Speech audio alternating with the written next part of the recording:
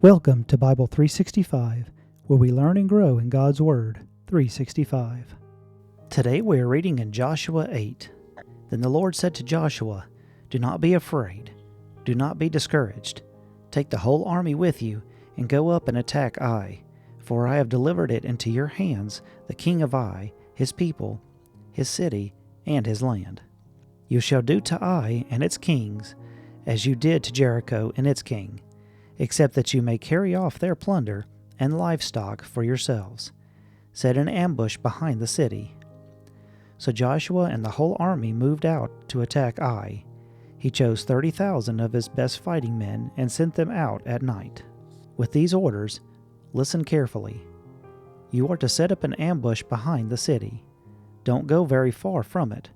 All of you be on your alert. I and all those with me will advance on the city, and when the men came out against us, as they did before, we will flee from them. They will pursue us until we have lured them away from the city. For they will say, "They are running away from us as they did before." So when we flee from them, you are to rise up from ambush and take the city. The Lord your God will give it to you in your hands. When you have taken the city, set it on fire. Do what the Lord has commanded. See to it you have my orders. Then Joshua sent them off, and they went to the place of ambush, and lay in wait, between Bethel and Ai, to the west of Ai. But Joshua spent the night with the people.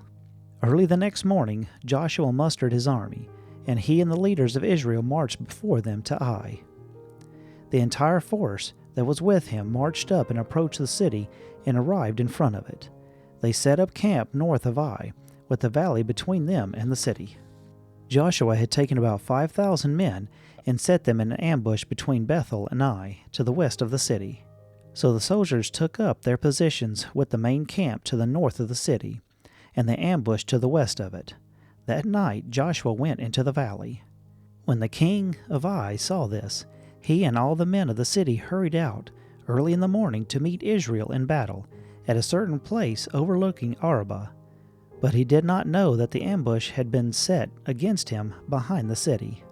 Joshua and all of Israel let themselves be driven back before them, and they fled towards the wilderness.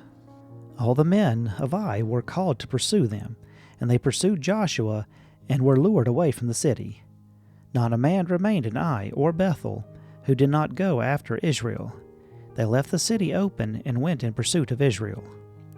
Then the Lord said to Joshua, "Hold out towards Ai the javelin that is in your hand, for into your hand I deliver the city." So Joshua held out toward the city the javelin that was in his hand. As soon as he did, the men in the ambush rose quickly from their position and rushed forward. They entered the city and captured it quickly, set it on fire.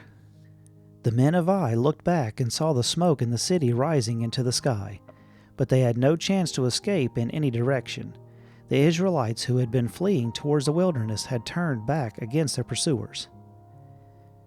For when Joshua and all Israel saw that the ambush had taken the city, and that smoke was going up from it, they turned around and attacked the men of Ai.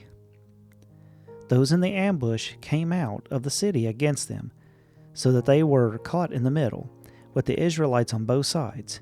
Israel cut them down, leaving them neither survivors nor fugitives. But they took the king of Ai alive and brought him to Joshua. When Israel had finished killing all the men of Ai in the fields and in the wilderness where they had chased them, and when every one of them had been put to the sword, all the Israelites returned to Ai and killed those who were in it. 12,000 men and women fell that day, all the people of Ai. For Joshua did not draw back the hand that had held out the javelin until he had destroyed all who lived in Ai.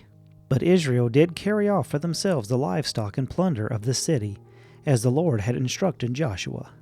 So Joshua burned Ai and made it into a permanent heap of ruins, a desolate place to this day. He impaled the body of the king of Ai on a pole and left it there until evening. At sunset, Joshua ordered them to take the body from the pole and throw it down at the entrance to the city gate, and they raised a large pile of rocks over it, which remain to this day. Then Joshua built on Mount Ebal an altar to the Lord, the God of Israel.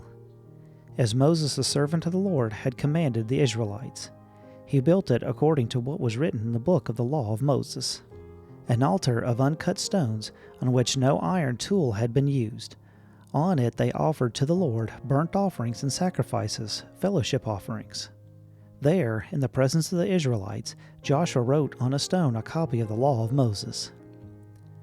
All the Israelites, with their elders, officials, and judges, were standing on both sides of the Ark of the Covenant of the Lord, facing the Levitical priest who carried it. Both the foreigners living among them and the native-born were there. Half of the people stood in front of Mount Gerizim, and half of them in front of Mount Ebal. As Moses, the servant of the Lord, had formerly commanded them, he gave instructions to bless the people of Israel. Afterward, Joshua read all the words of the law, the blessings and the curses, just as it was written in the book of the law. There was not a word of all that Moses had commanded Joshua did not read to the whole assembly of Israel, including the women and the children and the foreigners who lived among them. Thank you for listening. If you found value in it, then like, share, and subscribe. I pray that you have a blessed day.